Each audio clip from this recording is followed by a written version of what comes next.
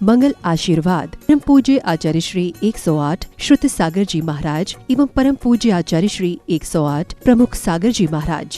प्रेरणा स्त्रोत परम पूज्य मुनि श्री 108 प्रणम्य सागर जी महाराज एवं परम पूज्य पाठशाला प्रणेता मुनि श्री 108 अनुमान सागर जी महाराज। प्रायोजक ज्ञान दानम गुरुकुल। नमन करता नानाजी स्वर्गीय श्री उमाशंकर जैन गाजियाबाद वाले।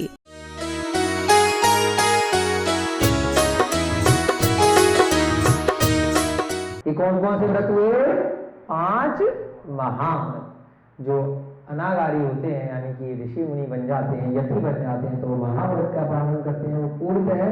और गृहस्थ के लिए इन्हीं को अणुव्रत बोलते हैं। गृहस्थ क्या करते हैं? आंशिक रूप से इनका पालन करते हैं, जितना उनके साथ संभव हो। प्रथमा इत्यादि वो ले लेते हैं तो वो अणुव्रत धारी कहलाते हैं। पंच समिति ईर्या, भाषा, ऐषणा, आदान तथा निक्षेपण। दोबारा बोलेंगे। ईर्या समिति, भाषा समिति, ऐषणा समिति, आदान समिति तथा निक्षेपण समिति। ये समितियां होती हैं। ईर्या समिति में क्या आता है कि किस प्रकार से मुनि महाराजों को नीचे जमीन को देख करके चलना है, 3 हाथ आगे कि कोई जीव हिंसा इत्यादि न हो। भाषा में अपना संयम रखना है। ऐषणा समिति है, आदान समिति है, निक्षेपण समिति है कि कोई भी सामान इत्यादि उठाने रखने में देख के रखना है। तो इस प्रकार से ये 5 समितियां होती हैं। आगे इसका एक्सप्लेनेशन धीरे धीरे आएगा तो बहुत अच्छे से उसको समझाते रहेंगे। 3 गुप्ती। 3 गुप्ती, मन गुप्ती, वचन गुप्ती एवं काय गुप्ती। मन को रोकना, वचन को रोकना और काय को रोकना, है ना। 3 प्रकार के योग होते हैं मन वचन काय की प्रवृत्ति को योग कहते हैं। जो उसकी चंचलता होती है, मन घूमता रहता है हमेशा, वचन से हम कुछ ना कुछ बोलते रहते हैं, शरीर से, काय यानी शरीर से कुछ ना कुछ क्रियाएं करते रहते हैं, तो ये सब क्या कहलाता है? योग कहलाता है। इन योगों को रोक देना, यानी कि अब ये तीनों चीजें कार्य करना बंद कर दें, तो उसे क्या कहते हैं? गुप्ती। मन गुप्ती, वचन गुप्ती और काय गुप्ती में ध्यान के माध्यम से जीव धीरे धीरे गुण स्थानों में आगे प्रवृत्ति करता है और उसका धर्म मार्ग आगे बढ़ता है। तो 13 प्रकार के धर्म में कौन कौन से आ गए? 5 महाव्रत और 5 समितियां और 3 गुप्तियां। तो ये 5 और 5 10 और 3 मिला करके 13। इसके भेद मैं कौन बता रहा है? भगवान महावीर अपने समूसण में बता रहे हैं। तो ऐसे ही कोई अगर अपनी उसके पास वस्त्र इत्यादि नहीं है, बहुत निर्धन है, तो यदि उसको क्या हम मुनि बोलेंगे? नहीं बोलेंगे। 28 मूल गुण का पालन करना पड़ेगा, तब वो मुनि कहलाएगा। तो उसके साथ में बहुत सारी छोटी छोटी और बातों का भी ध्यान रखना पड़ेगा 28 के अलावा। तो इसलिए उनकी कोई गिनती नहीं है। वो समय क्षेत्र काल के हिसाब से बहुत सारे गुण हो सकते हैं, तो इसलिए उन्हें क्या बोला? उत्तर गुण। तो 28 तो मूल गुण का पालन करना पड़ेगा और असंख्य उत्तर गुणों का भी पालन करना पड़ेगा, तो वह जीव मोक्ष को प्राप्त कर सकता है। मोक्ष का मतलब क्या होता है? जब संसार चक्र से मुक्ति हो गई, मोक्ष चले गए, है ना, अब दोबारा जन्म नहीं लेगा। मोक्ष शब्द कई मत में आया है, जैन मत के अलावा। कहीं कहीं कहते हैं कि भगवान बन गए, मोक्ष प्राप्त कर गए, फिर दोबारा कभी संसार में कोई विपत्ति आएगी, कोई कष्ट आएगा, तो दोबारा से अवतार लेकर के भगवान वापस आ जाएंगे। अरे जब एक बार जीव को मोक्ष प्राप्त हो गया, वो इतनी मुश्किल से इतनी मेहनत कर करके वहां तक पहुंचा है, तो वो दोबारा क्यों आएगा? उसे क्या मतलब है संसार से, है ना। दोबारा यहाँ आकर के सुख दुख को क्यों झेलेगा? वही कष्ट, वही पर्याय, वही विपत्तियां। घर के साथ में स प्लस भागा, यानी घर में रहते हुए आप हम सभी लोग ये गृहस्थों के जो 12 व्रत हैं उनका पालन अपनी योग्यता के अनुसार, अपनी क्षमता के अनुसार हम लोग कर सकते हैं। गृहस्थों के लिए भी 12 व्रत कहे गए हैं। पंच अणुव्रत, जो 5 महाव्रत थे उनके महा की जगह क्या लगा दें? अणु लगा दें। अणु माने छोटा सा, अणु बोलते हैं ना, छोटा सा अणु है ना, एटॉम बोलते हैं इंग्लिश में, है ना, परमाणु, अणु, इसके द्वारा भेद नहीं किए जा सकते, है ना। हम लोग देखते हैं ना सूक्ष्मदर्शी में, कई बार साइंस के स्टूडेंट होंगे तो अणु शब्द सुना होगा। तो छोटे रूप में यही जो बड़े बड़े व्रत हैं उनके छोटे रूप में कौन कौन से हो जाएंगे? 5 अहिंसा, सत्य, अस्तेय, ब्रह्मचर्य और अपरिग्रह। तो ये सारे अगर हम छोटे रूप में गृहस्थ जीवन के साथ में इनका पालन करते हैं तो क्या कहलाएंगे? अणुव्रत। पंच अणुव्रत, 3 गुणव्रत। अब वहां पे क्या था? 5 समिति थी। अब एरिया समिति गृहस्थ वाला तो जरूरी नहीं है पालन कर पाए, भाई उसको साइकिल पे भी जाना है, स्कूटर पे भी जाना है, गाड़ी में भी जाना है। अब गाड़ी चलाते हुए 3 हाथ आगे कैसे देखेगा? उसकी भी कहीं ना कहीं कोई मजबूरियां है ना। पंच समिति की जगह शिक्षा व्रत बताए। कौन कौन से? देशावकाशिक, सामायिक, प्रोषदोपास और वैयाव्रत, है ना। सामायिक करना चाहिए उसको, देशावकाशिक उसको व्रत धारण करना चाहिए, सामायिक में ध्यान इत्यादि लगाना चाहिए, प्रोषदोपवास यानी प्रोषद प्लस उपवास, है ना। प्रोषद किसको बोलते हैं? जो पर्व के दिन बताए हैं, अष्टमी और चतुर्दशी को आचार्य महाराजों ने पर्व के दिन बताए हैं कि उस दिन कुछ उपवास इत्यादि करना चाहिए, है ना। परंतु अगर ठीक से व्याख्या करेंगे तो श्रावक का मतलब क्या है? श्रद्धावान, विवेकवान और का से क्रियावान। श्रद्धा है, विवेक भी रखा, परंतु क्रिया की ही नहीं, तो वो श्रावक नहीं कहलाएगा। जो अपनी योग्यता, क्षमता, शक्ति तक के अनुसार कुछ ना कुछ नियम संयम ले रहा है। तो श्रावकों के भी कितने गुण बताए? 8 मूल गुण। जैसे जो यतियों के लिए कितने बताए? 28 मूल गुण। अगर वो अनगारी बनते हैं, अनागारी बनते हैं तो उनके 28 मूल गुण। उसी प्रकार से श्रावकों के 8 मूल गुण। अब 8 मूल गुण कौन कौन से हैं? पंच उदंबर फल, 5 प्रकार के फल होते हैं जिनको उदंबर फल बोला है, जिनमें कीट इत्यादि अत्यधिक मात्रा में उत्पन्न हो जाते हैं तो उनका भक्षण नहीं करना। कौन कौन से हैं? उम्बर, कटुम्बर, बड़, पीपर और आकर।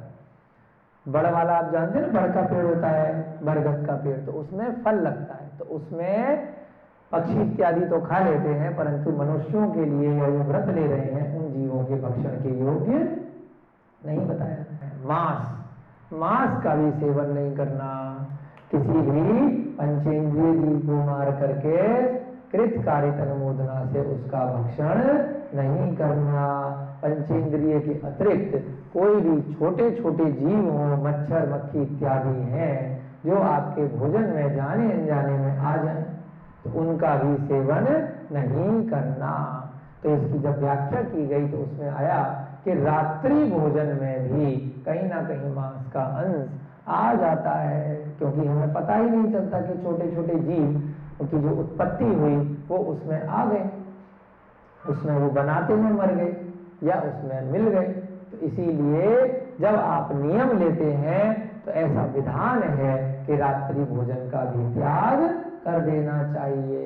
उससे पहले ही अपना जो भी भोजन करना है, पानी पीना है, जो भी आपको जूस पीना है, उससे पहले ही आपको करना चाहिए।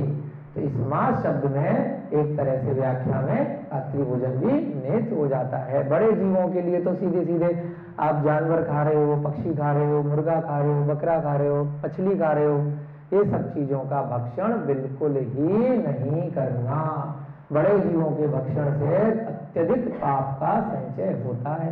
आप लोगों ने गुरुकुल में आटे का मुर्गा भी किताब पढ़ी होगी ना, ज्ञानवती माता जी ने उसकी व्याख्या छोटी सी समरी बनाई है ना।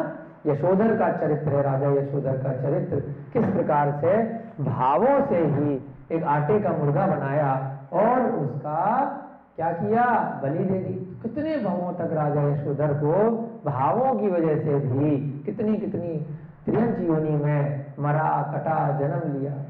तो इसलिए हमें भावों से भी नहीं मारना है। इन 3 मकारों के त्याग का वर्णन है। मकार बोला मकार, क्यों, मधुमास मदिरा, या दूसरे शब्दों में मध्य मास तथा मधु, इनका वर्णन किया गया है। इनका त्याग करना चाहिए। यह गृहस्थ धर्म स्वर्ग आदि सुखों का प्रदाता है। अगर कोई जीव क्या करता है, 5 अणुव्रत ले लेता है कि भाई हम अहिंसा से रहेंगे, ठीक है, सत्य बोलेंगे। अब इसलिए अणुव्रत बोला, कभी व्यापार कर रहा है, कोई कार्य कर रहा है तो थोड़ा बहुत उसे बताना ही। अगर उसने बता दिया कि माल में कितने का खरीद के लाया हूं और मेरा इसमें कितना प्रॉफिट है, तो बेचारा व्यापार ही नहीं कर पाएगा। तो इसलिए उसको क्या बोला, आंशिक रूप से सत्य व्रत। थोड़ा बहुत आजकल मोबाइल हो गए तो कहीं बैठे हैं कहीं बोलना पड़ता है कि यहाँ नहीं मैं वहां पर हूँ, भाई व्यापार है, थोड़ा बहुत चला है ना, जिससे कि किसी भी दूसरे जीव को हिंसा नहीं हो और आपका भी कार्य चल जाए। तो ऐसे ही अन्य व्रत है। ब्रह्मचर्य व्रत पूरी तरह से गृहस्थ धारण नहीं कर सकता है कि भाई अपनी स्त्री है, जितनी स्त्री से उसने विवाह किया है, अपना पति है जिससे विवाह किया है, तो उसके साथ वो गृहस्थ जीवन में रहेगा।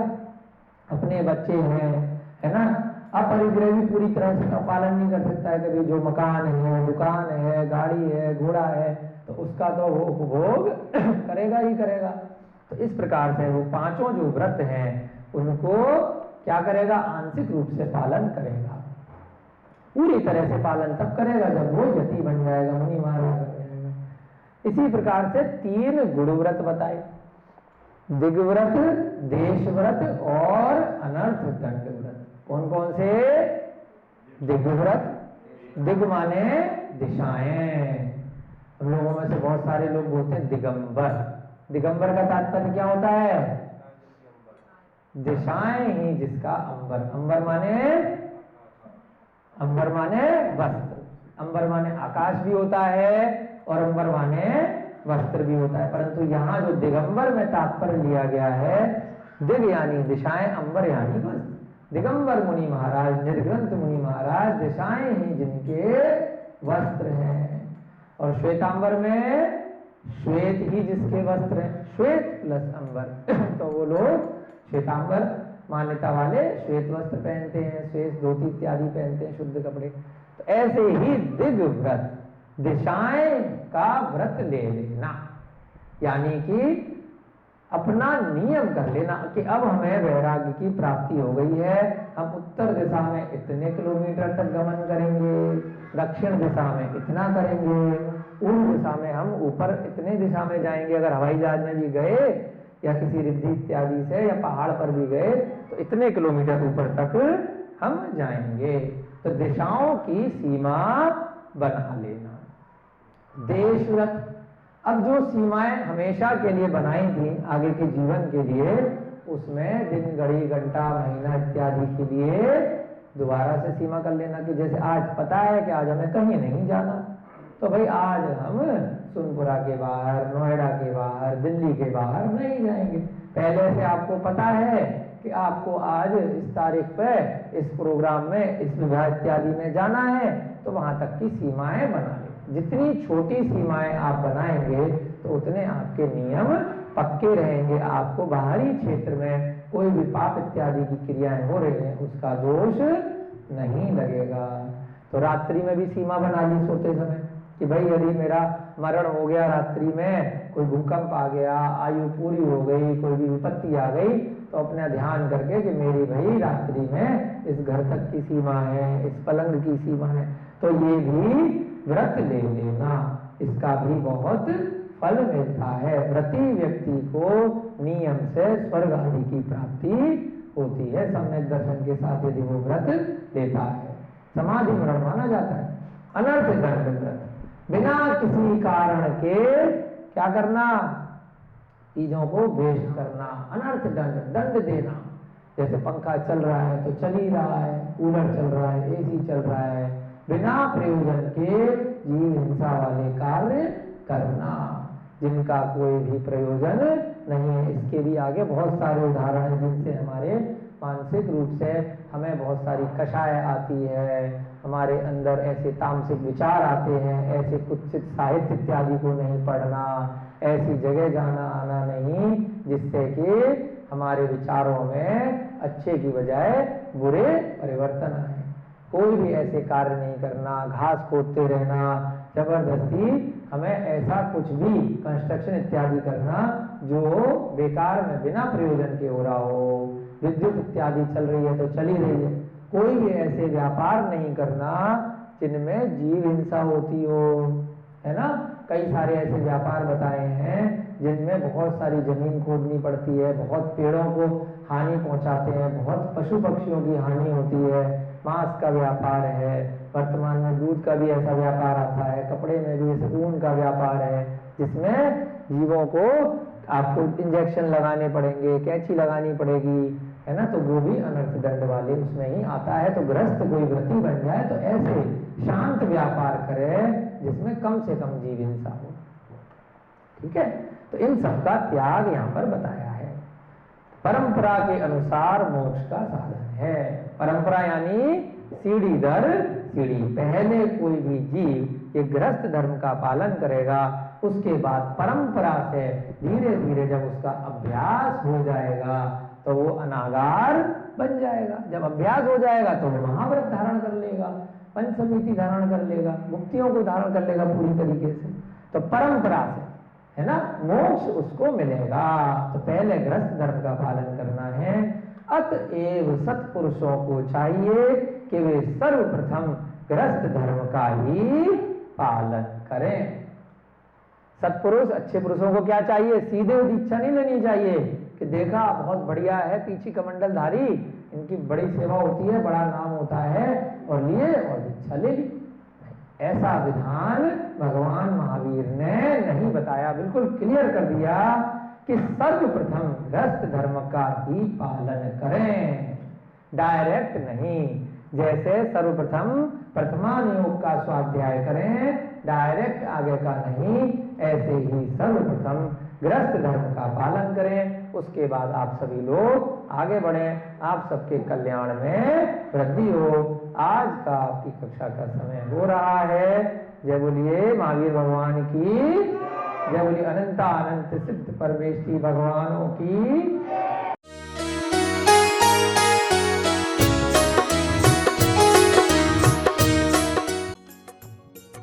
मंगल आशीर्वाद परम पूज्य आचार्य श्री 108 श्रुत सागर जी महाराज एवं परम पूज्य आचार्य श्री 108 प्रमुख सागर जी महाराज।